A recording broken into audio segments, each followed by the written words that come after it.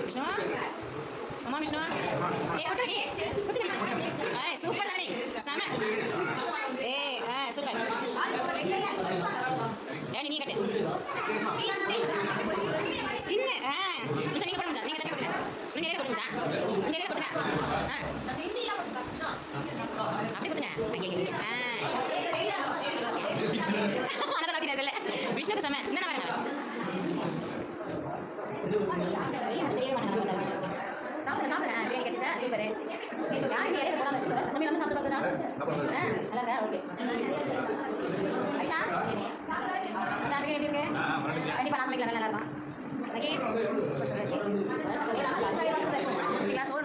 சோறு பிரியாணியா okay okay